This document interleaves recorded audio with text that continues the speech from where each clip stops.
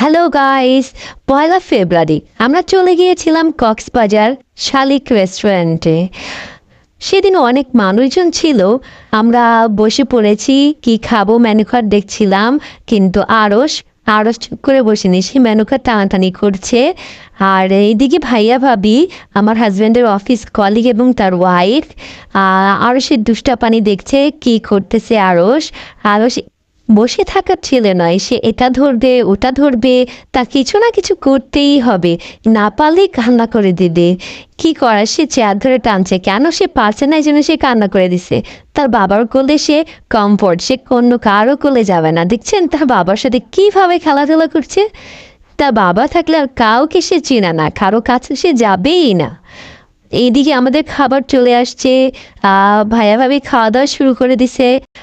আমরাও খাওয়া দাওয়া করছি, কিন্তু আরস আরস দেখছে, সে যদি পারতো টেবিলের উপরে উঠে সে সব খাওয়া দাওয়া এলোমেলো করে দিত।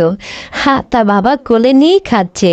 সে কোলে থেকে দেখেন কি করতেছে, এটা ধরছে ওটা ধরছে।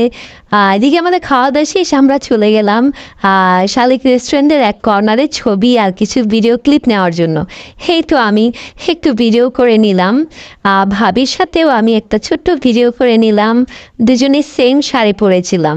আসলে আমাদের প্ল্যান ছিল আমরা সেম শাড়ি পরে পাহাড় নয়তো সমুদ্রে ছবি তুলব, কিন্তু আমাদের বের হতে হতে সন্ধ্যা হয়ে যায়, যার কারণে আমরা দুটোর কোথাও যেতে পারিনি।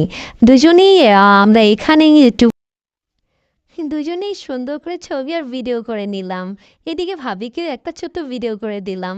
কত সুন্দর লাগছে ভাবিকে, তাই না? খুব মানিয়েছে শাড়িটাতে ভাবিকে। আমরা দুজনে বেশ কিছু ছবি ভিডিও করছিলাম। আশেপাশে মানুষজন ছিল, যদিও একটু আনকমফোর্টেবল লাগছিল, তবুও এনজয় করে। ওইদিকে আমাদের বাড়ি ফেরার সময় চলে আসছে। আমরা এখন বাড়ির উদ্দেশ্যে রওনা দিব। সবাইকে আল্লাহ হাফেজ।